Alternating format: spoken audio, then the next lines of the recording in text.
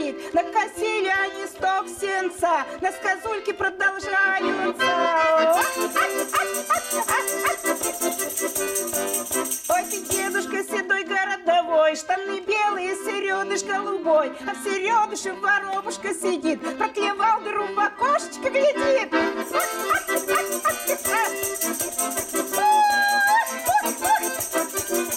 Он глядит-то поглядывает, да молодых девчат высматривает. Ой, девки, любите меня, вы красотки, любите меня, старые бабы, не смотрите на меня.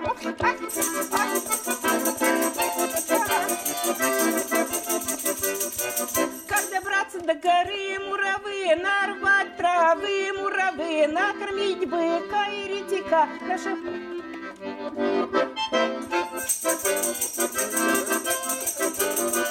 Наша тёлка первотелка принесла, наша курочка уятнилась, а поросеночек яичко снес, на пече мужик ребеночка принес, да и водится, согрешил, Богу молится.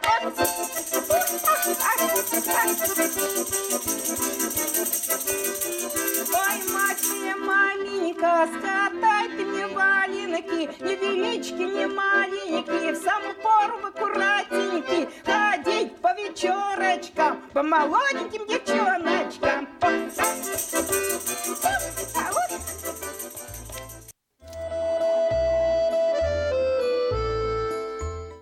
Здравствуйте, дорогие наши телезрители. Мы начали очередную программу «Искры камина», посвященную десятилетию нашей передачи. Я напомню, что в конце этого года «Искрам камина» исполняется 10 лет, и раз в месяц мы готовим программу, посвященную вот этому уже для телевидения довольно солидному юбилею. Когда мы 10 лет назад начинали «Искры камина», не думали о том совершенно. Это даже никаким образом не входило ни в какие наши планы, действия. Мы не думали, что вы нам будете писать письма. Дело в том, что уже наступил 21 век, сложилось такое общепринятое мнение, что писем сегодня никто не пишет, у всех сотовые телефоны, зачем писать письма. Но как только вышли первые выпуски нашей передачи, от вас пошли письма. И нам пришла мысль, где-то несколько месяцев прошло передачи, пригласить одного из авторов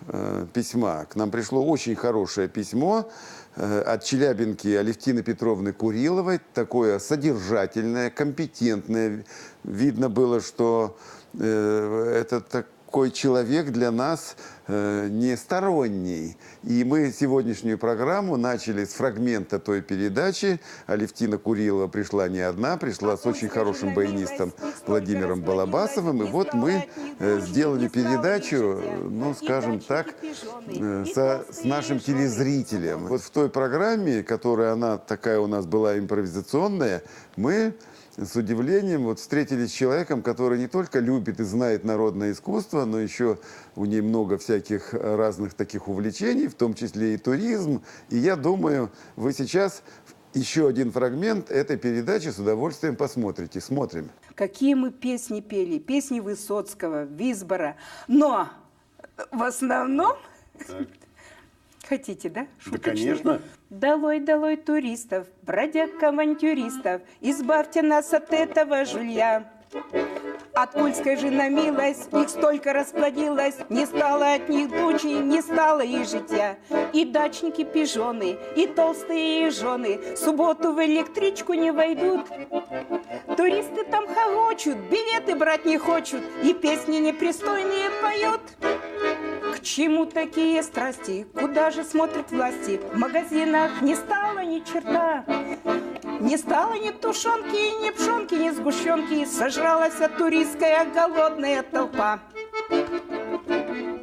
А еще одну можно? Такая интересная. Можно, Давайте. можно. Не можно, а нужно. Я только, Алевтина Вот я Петровна, как вспомнила, Алевтина все, Петровна, я хочу в палатку. Алевтина Петровна, 3 секунды. Я хочу нашим телезрителям сказать, что нам сегодня помогает замечательный музыкант, баянист Владимир Балабасов, потому что успеть за Алевтиной Петровной, это не каждый сможет, а он прямо на лету все подхватывает. Я очень благодарна. Так, Владимир так. Федорович. Еще что? Это тоже турецкая. Да. Колокольчики, бубенчики, дуду. Поверьте, братцы, больше в горы не пойду. Пусть урутся толы, динамит и аманал. Я эти горы в телевизоре видал. Пусть урутся толы, динамит и аманал. Я эти горы в телевизоре видал. А в горах у нас такие пики есть, что на эти пики сразу не присесть. А чуть присел, штанишки сразу разорвал. Я эти горы в телевизоре видал. Письма письмами. Мы очень рады были вот в тот первый год существования нашей программы, что вы нам пишете письма. Но еще стал актуальным такой вопрос, как рейтинги передачи. Но телеканал быстро встал на ноги, и на это стали обращать внимание. И выяснилось, что программа «Искры камина» одна из самых рейтинговых передач, а со временем стала, в общем, самой рейтинговой программой на телеканале ОТВ. И вот письма и рейтинги, это было, значит, следствием. Но к чему я заговорил на эту тему? Вот в первые 5 лет существования нашей программы у нас принимали участие барды. И вот мы, в общем-то, очень хорошо относимся к бардам. Все, кто имеет отношение и к телеканалу ОТВ, и к «Искрам камина». Но как мы сделаем программу с бардами? У нас рейтинг 0. Как сделаем? Рейтинг 0. Я помнил слова одного из видных деятелей культуры нашей страны. В общем, вы его все знаете. Это Михаил Швыдкой. Он всегда, так сказать, в элите, в такой политическо-культурной. Одно время был министром культуры. Вот когда он был министром культуры, он высказался однажды, я запомнил эти его слова лет 20 назад, про бардов. Он сказал так: барды, творчество бардов нужно только самим бардам. И у творчества бардов нет никакого будущего. Вот он примерно так жестко очень сказал. Ну, нет будущего, я думаю, он имел в виду то, что вот так это будет и всегда, что барды будут интересны только сами себе. И мы уже года, наверное, 4, может 5 передач с бардами не делаем, но раз вам как-то они не очень, ну что ж мы будем вас, значит, как сказала наш редактор, пусть бардами занимается Олег Митяев. Но тем не менее, мы очень хорошо помним эти времена, очень хороших людей, прекрасных, значит, энтузиастов музыкального творчества. И все-таки в память о том, что у нас барды были, я хочу предложить вашему вниманию такой очень хороший, интересный попурри на замечательные бардовские песни, которые исполнил великолепный бардовский дуэт челябинский Михаил Аствацатурян и Борис Цыпышев. Я думаю, вы с удовольствием это все послушаете. Изгиб гитары желтой ты обнимешь нежно, струна осколком эха пронзит тугую высь. Качнется купол неба, большой и звездно-снежный. Как здорово, что все мы здесь сегодня собрались. Давайте говорить друг другу комплименты, ведь это все любви, счастливые моменты. Снег, снег, снег, снег, снег над палаткой кружится по берегам замерзающих рек. Снег, снег, снег. Если друг оказался вдруг, и не друг, и не враг, а так, если сразу не разберешь, плох он или хорош, парня в горы тяни, рискни, не бросай одного его. Пусть он в связке с тобой одной, там поймешь, кто такой. Понимаешь, это странно, очень странно, но такой уж я законченный чудак. Я гоняюсь за туманом, и с собой мне не справиться никак.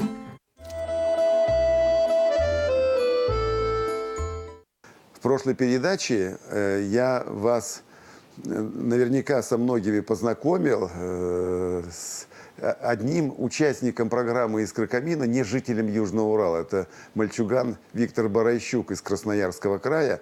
Он участвовал в нашей программе 7 лет тому назад. А так у нас все участвуют жители Челябинской и Челябинской области. Но вот одна потрясающая совершенно исполнительница песен, романсов Мария Макарова. Мы с ней успели сделать только одну передачу, и она уехала в Москву. Но память о той программе осталась очень большая, очень сильная. Маша Макарова, она окончила, у нее трудная, не скрою, такая жизнь. Она выпускница Коркинского детского дома, воспитывалась без родителей, но вот очень сильный человек, очень яркий человек, волевой. И она получила высшее музыкальное образование в Челябинске, но и этого ей было мало. Вот когда мы с ней делали передачу, она была солисткой Челябинской филармонии, но вскоре она уехала в Москву, поступила в знаменитую Академию вокального искусства Галины Вишневской и окончила ее блестяще. В общем, у нее прекрасная карьера в Москве сейчас. Мы иногда перезваниваемся. Я очень рад ее успехам. Но вот эта передача осталась. И когда я готовился к сегодняшней программе, я ее просмотрел, и она меня буквально до слез тронула исполнением 2 потрясающих романсов. Я думаю, что вы тоже с удовольствием послушайте, особенно вот второй «На сопках Манчжурии». Обычно как-то это больше инструментальное звучание, а вот со словами, мне кажется, интересно. И Маша Макарова блестяще исполняет. Конечно, я такую тешу надежду, что все-таки когда-нибудь Маша приедет из Москвы в Челябинск, и мы сможем сделать еще одну передачу.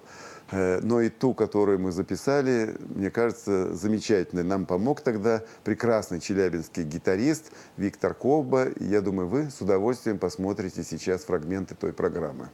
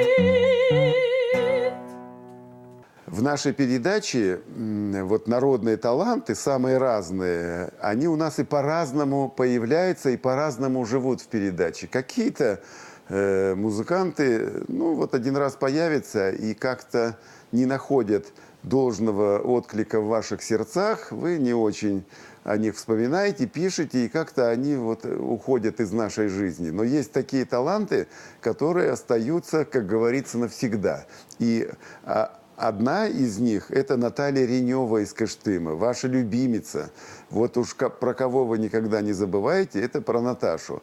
Хотя Наташа, она по образованию, в общем, не певица, она в свое время закончила Челябинское музыкальное училище по классу аккордеона. Но музыкант невероятно разносторонний. Она поет самые разные песни и играет не только на аккордеоне, но и на гитаре, и на рояле, и на балалайке, и под минусовки поет. В общем, все, что угодно.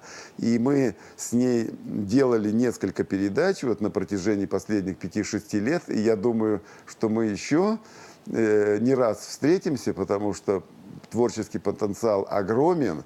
Она вот просто находится в такой вот прекрасной артистической форме. Вы ее любите, вы ждете встречи с ней. И я думаю, вот в нашей этой юбилейной передаче пару песен в ее исполнении будет очень кстати. И еще я хочу напомнить, что Наталья Ренева будет участвовать в наших самых главных праздничных концертах, посвященных 70-летию Великой Победы. Это я уже говорю о деятельности клуба «Гармонь».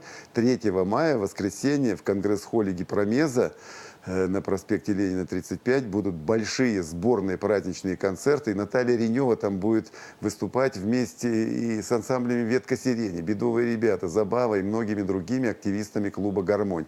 Поэтому вы не откладывайте в долгий ящик поход в городские зрелищные кассы. Лучше заранее запаситесь билетами, чтобы потом не пропустить это замечательное творческое событие в жизни нашего областного клуба «Гармонь». Ну, а перед тем, как мы послушаем, я думаю, с огромным удовольствием еще раз Наталью Реневу, я хочу напомнить вам, что программа «Искры камина» выходит на телеканале ОТВ по пятницам, субботам в утреннем эфире. Если вы вдруг по каким-то причинам не посмотрели передачу в пятницу-субботу, заходите на сайт телеканала ОТВ, находите там «Искры камина», смотрите «Искры камина» там хоть с утра до вечера, хоть с вечера до утра, и будет вам песенное счастье. И до новых встреч!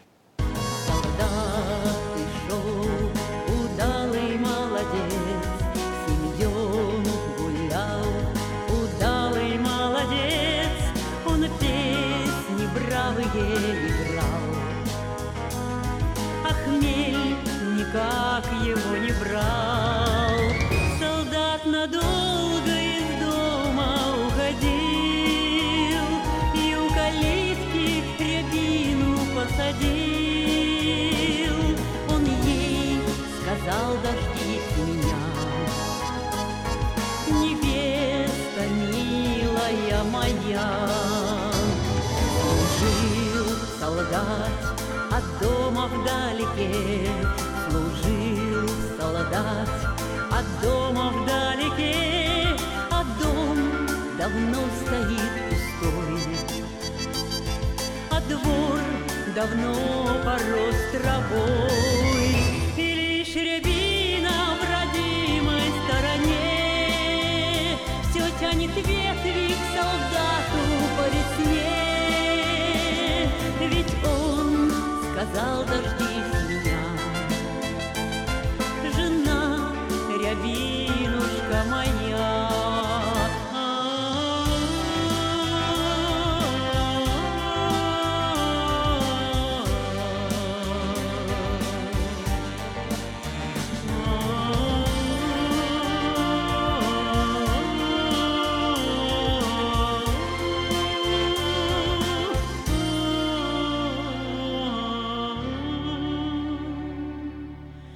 Да вот в бою нашла солдата смерть, в лихом бою его скосила смерть.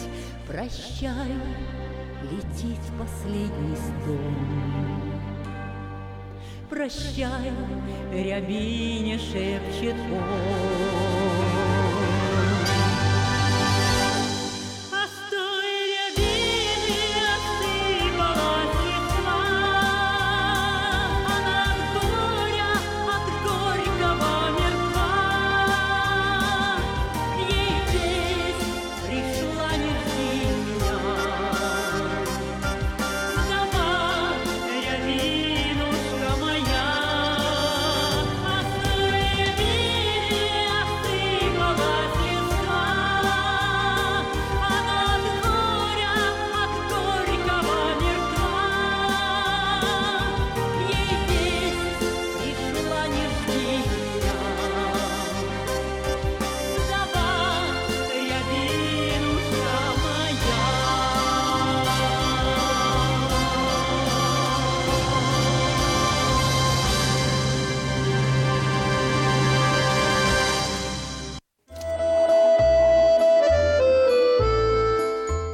По гладким камушкам бежит ручей, и я не замужем, и он ничей, а он ничей. Меня обнял, у двух рябин расцеловал, а он ничей. Меня обнял, у двух рябин расцеловал. По той же тропочке подруга шла, его неверного и не звала, а он ничей. Ее обнял и как меня расцеловал, а он ничей. Ее обнял и как меня расцеловал. Судили кумушки о нас двоих, мол, две подруженьки, один жених, чьей свадьбе быть. Кого венчать, кому любить, кому страдать. Кому любить, кому страдать. По гладким камушкам бежит ручей, мы обе замужем, а он ничей, а он ничей. С тех пор один, как тот ручей у двух рябин, а он ничей. С тех пор один, как тот ручей у двух